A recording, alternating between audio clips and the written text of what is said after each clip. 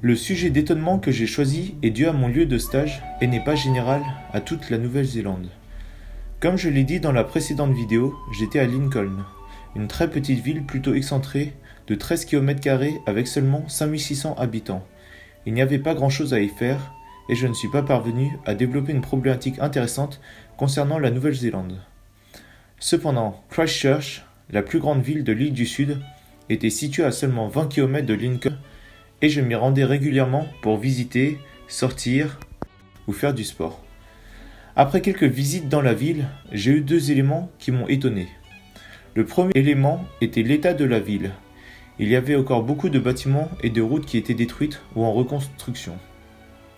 Cela avait pour conséquence le blocage de pas mal de routes et l'impossibilité de visiter certains bâtiments historiques. En effet, tous les ans, la Nouvelle-Zélande subit plus de 15 000 secousses sismiques de différentes ampleurs dues à sa position géographique.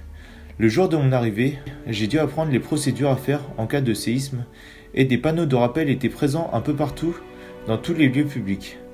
Ces mesures avaient été consolidées en 2011 suite au séisme de Christchurch qui avait atteint une amplitude de 6,3.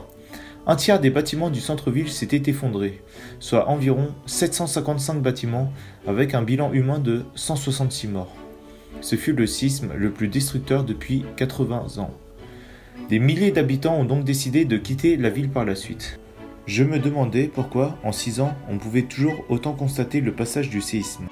Quelles étaient les raisons de cette si longue durée pour la reconstruction de la ville? Y avait-il d'autres priorités actuellement? Les constructions seraient-elles plus portées sur la consolidation de l'existant? Cependant, estimant que ce pouvait être un sujet sensible concernant un événement dramatique, j'ai centré ma problématique sur le deuxième élément qui m'avait étonné, les transports en commun en Nouvelle-Zélande. Suivant cette thématique, j'ai été étonné par deux faits.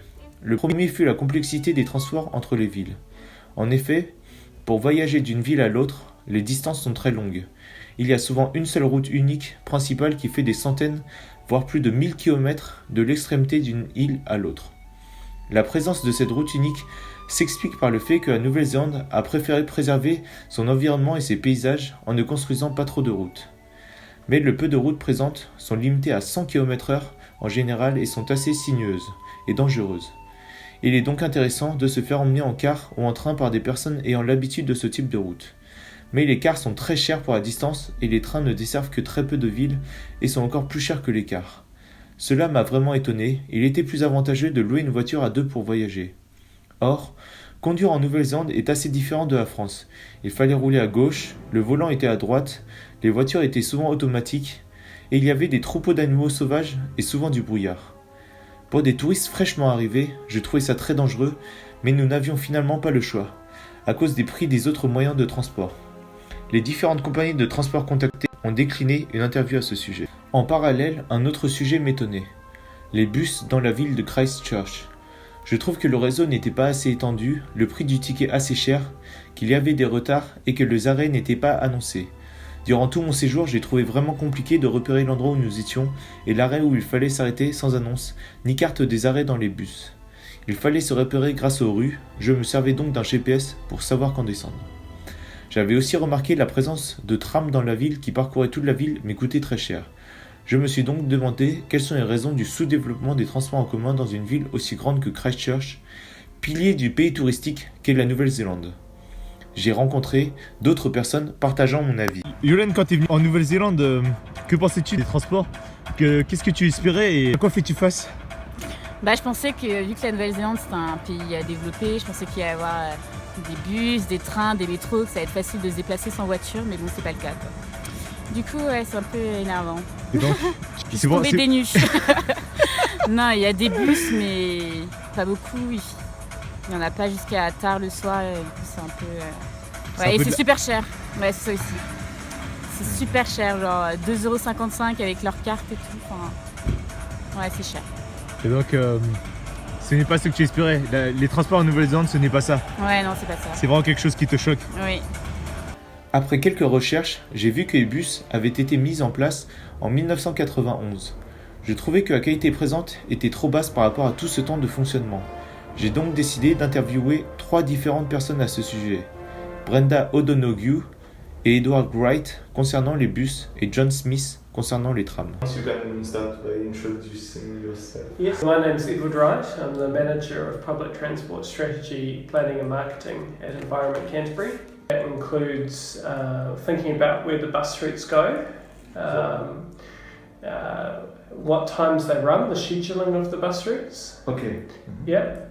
Includes the marketing, so the promotion of the services, and also strategy, so thinking about the longer term, how bus services may change. Oh, so could you tell us about the amount of people using the... Yeah, so these days roughly 13 million people each year use buses, there are 13 million bus trips, I should say, per year in Greater Christchurch. Before the earthquakes, it was 17 million roughly per year, and it fell right down, I think, to about 11 million per year, and it has grown back slowly, but it's still a lot lower than it was before the earthquakes. So prior to the earthquakes, there were many businesses that had their offices in the centre of Christchurch. The February 2011 earthquake meant that many of those businesses had to relocate away from the central city. Part of the reason was that much of the central city was blocked off. There was a cordon of places that you couldn't enter, including where we are right now, this part of the city, because there were many dangerous buildings, and so there was a big risk if there was a further earthquake that those buildings would collapse and hurt people. So a huge part of the central city was not accessible. So even the buildings that were okay couldn't be used. And we lost about a third of our patronage immediately because people were no longer needing to travel to the same places. Mm-hmm. There was also a big effect because of schools. A number of high schools in particular weren't able to use their usual sites, so they had to relocate to other locations in Christchurch. Suite aux réponses de Monsieur Wright, travaillant directement pour la promotion des services de bus, je suis allé voir Madame O'Donoghue qui travaillait à la mairie en tant qu'ingénieure dans le service des transports afin d'avoir un point de vue différent. En tant que membre de la mairie, Madame O'Donoghue a pu confirmer ce que Monsieur Wright m'avait dit. They can no longer live, and they now live in new and different parts of Christchurch. So you might have had lots of people who live in one part of Christchurch. The earthquake has damaged their houses and damaged the land. They've all had to move to another part of Christchurch. So the bus services have had to basically follow the people to a new location. And also for a long period people were working in different locations. So before the earthquake, a lot of people worked in the city centre. And then with the earthquake, people had to find offices in many different places around the city. So again, a lot of people stopped using public transport because it became very inconvenient and public transport couldn't catch up.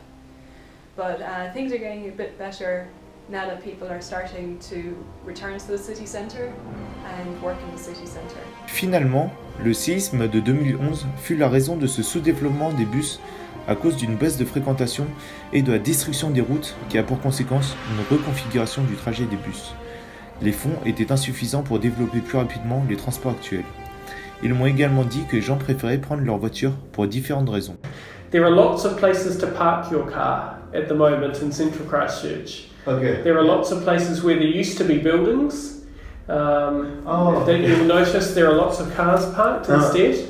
So there are lots of spaces where the owner has not built a building again, and instead they lease it to a car park company. And because there are so many of these spaces, they charge a relatively low fee to park your car all day, maybe $5. When the parking is cheap, it means it becomes difficult for public transport to be cost competitive against it. Your status in society, that you can have enough money to afford a car and things like that. So public transport is a sign of potentially poverty, that you maybe don't have enough money to be able to travel by car. Chaque service propose toutefois toujours des innovations pour les améliorer de manière continue dans les années à venir et l'État apporte son aide à cette reconstruction. Ils pensent à aller vers des bus électriques ou encore des bus automatiques sans chauffeur, comme des Uber allant chercher les passagers à la demande. Ils ont aussi pu écouter mes comparaisons avec les transports en France afin d'avoir de nouvelles idées. Par exemple, afficher une carte et ajouter des noms aux arrêts sera peut-être réalisé à Christchurch dans quelques années. Ces projets dépendront des fonds qu'ils auront grâce aux subventions de l'État ou à l'augmentation de la fréquentation des moyens de transport. Monsieur Smith et Madame O'Donoghue ont également pu justifier les prix des trams et des trains en confirmant mes doutes sur leur aspect purement touristique.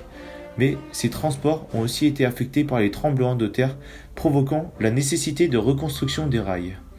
Afin de répondre à mon sujet d'étonnement, j'ai encore pu remarquer que les Néo-Zélandais étaient très ouverts pour prendre leur temps et parler.